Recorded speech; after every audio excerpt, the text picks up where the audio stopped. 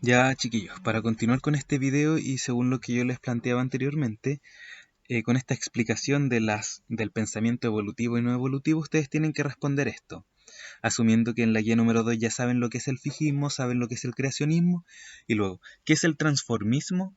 ¿Qué es evolucionismo? Y la teoría de Cuvier, catastrofista de Cuvier, entre qué teorías está ubicada, asumiendo que el fijismo es una de las primeras ideas, el creacionismo también, luego viene el transformismo y por último el evolucionismo, donde en esta línea de tiempo ustedes pueden eh, colocar la teoría catastrófica de Cuvier. Bueno, como les dije, también existen diferentes evidencias de la evolución.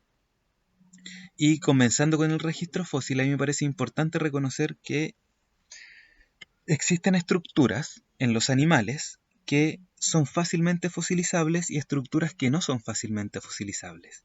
Las estructuras que se fosilizan fácilmente son las partes duras de los cuerpos de los organismos. Podríamos pensar en huesos, podríamos pensar en uñas, garras en caso de animales, y otras conchas si es que estuviéramos pensando en seres marinos, etcétera. Cualquier parte que sea dura de un organismo puede ser fosilizada. Los insectos también que tienen este exoesqueleto también es una estructura que puede ser fácilmente fosilizada. Bueno, y ustedes se preguntarán por qué solo las partes duras. Y para eso tenemos que saber que existen tres tipos, entre muchos otros, pero los principales, tres tipos de fósiles distintos. Uno que se denominan por permineralización, que tiene que ver con permineralización o petrificación, quiere decir como convertirse en piedra, y es precisamente lo que vemos ahí, en donde los huesos de este animal se iban convirtiendo lentamente en piedra. Luego tenemos un segundo tipo que son los de molde, que es donde el organismo, si bien no se fosilizan sus partes duras, sino que estas partes duras dejan una huella o un molde en la roca en donde se formó. La diferencia está en que, si bien aquí tenemos fosilizados huesos, aquí no tenemos fosilizada la concha de este organismo, lo que tenemos fosilizado es la forma de la concha de este organismo y no la concha propiamente tal.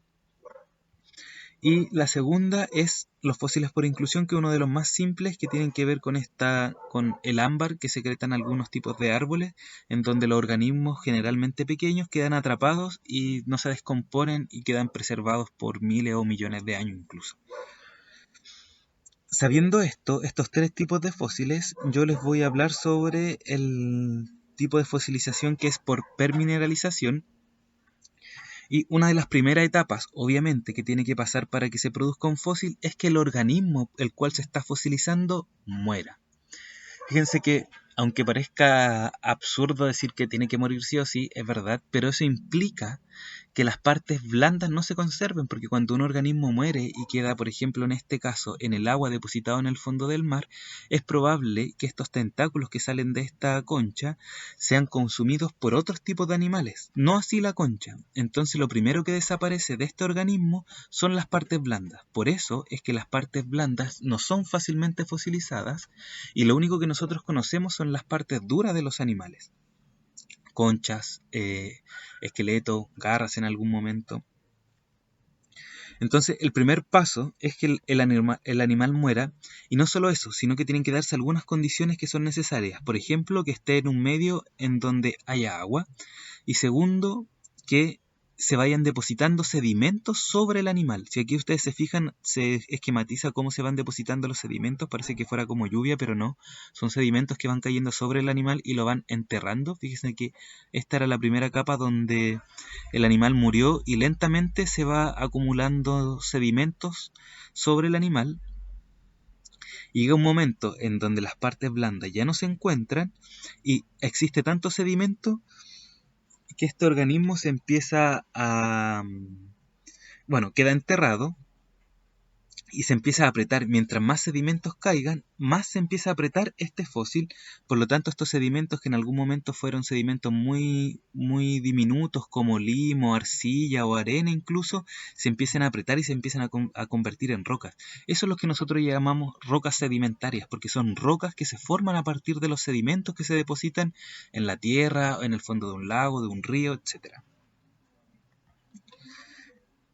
Entonces, una vez que este organismo se encuentra tapado, fíjense que podrían seguir muriendo otros organismos, por ejemplo aquí una planta, un pez, no sé, otro pez tal vez si ustedes lo quieren ver así, pero se van acumulando diferentes capas de sedimentos sobre los organismos, lo que hace que nosotros tengamos organismos en estratos más bajos, organismos en estratos medios y organismos en estratos altos.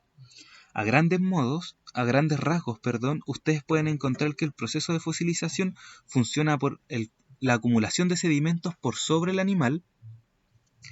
Y el agua, ¿por qué es importante? Porque si bien aquí se esquematiza, aquí lo voy a explicar, que el agua está solo por encima, no necesariamente, sino que también discurre entre medio de los granos de limo o arena que estén tapando a este animal. Y estas partes que son duras de los organismos, que también en materia orgánica, también se van descomponiendo, no tan rápido como las partes blandas, sino que se van descomponiendo más lento. Y estos minerales que se encuentran en este sedimento van reemplazando la materia orgánica de esta parte dura de este organismo. Me refiero a que se va descomponiendo el hueso y mientras se descompone el hueso o la concha, se va reemplazando por minerales. Entonces, una vez que se descompone totalmente la concha, lo que queda es un mineral que adoptó la forma de esta concha. Por ejemplo, si nosotros vemos este animal, lo que nosotros podemos pensar es que una vez que muere se descomponen sus partes blandas porque no están fosilizadas, luego se van acumulando sedimentos, esos sedimentos por la acción del agua van precipitando diferentes tipos de minerales en sus huesos, los que se van descomponiendo lentamente, se descomponen y entra, no sé, un mineral, diciéndolo de una manera más o menos absurda, pero se va descomponiendo una parte de un hueso y van reemplazándose esas partes por minerales, lo que hace que nosotros aquí no tengamos huesos. Lo que nosotros vemos aquí es roca con la forma del hueso que en algún momento fue materia orgánica, pero ahora no, ahora es materia inorgánica y es propiamente inanimada, no tiene vida ni tuvo vida en algún momento. Con estos jóvenes quiero decirles que también es posible de esta misma manera que explicar los fósiles por molde, diciendo que si este organismo en algún momento se descompusiera más rápido de lo que es posible que se reemplace su materia orgánica por sedimento, lo que nosotros veríamos es no el fósil, sino que el molde que fue dejando este fósil a medida que se fue descomponiendo, este organismo, perdón, a medida que se fue descomponiendo. Y el fósil es el molde de lo que fue dejando. Entonces, chiquillos, no me quedan muchos minutos, quería hacerlo solo máximo de 10, pero bueno, estas son las ideas claves con respecto a esto y después ustedes tienen aquí una actividad en donde ustedes pueden ver en la primera pregunta dice, ¿en cuáles estratos buscarían los fósiles más antiguos? Obviamente, si nosotros vemos que se van depositando capas a medida que va pasando el tiempo, los organismos que están más abajo son los organismos más antiguos y los que están arriba son los organismos más nuevos. Y eso, chiquillos, recuerden que los organismos van apareciendo también a medida que va pasando la historia de la Tierra y esto va quedando grabado en los estratos fósiles. Por ejemplo, nosotros aquí tenemos organismos marinos, luego en un segundo estrato no solamente crustáceos, sino que también tenemos peces, uno de los primeros vertebrados que aparecieron en la historia de la Tierra. Después tenemos, ¿qué es esto?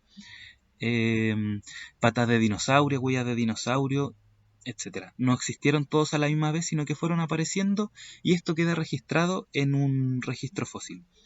Eso, chiquillos, creo que hice una explicación completa de la guía. Lamento que el video haya sido más o menos largo, pero si les quedan dudas, por favor, me avisan, me hablan y vamos respondiendo esto. Recuerden que vamos a hacer una actividad para subir la nota de la guía número 2. Y eso, que les vaya bien, que tengan una buena semana. Nos vemos en algún momento, quédense en casa, no lo olviden. Y eso, chiquillos, que les vaya bien. Chao. Y chiquillas, perdón.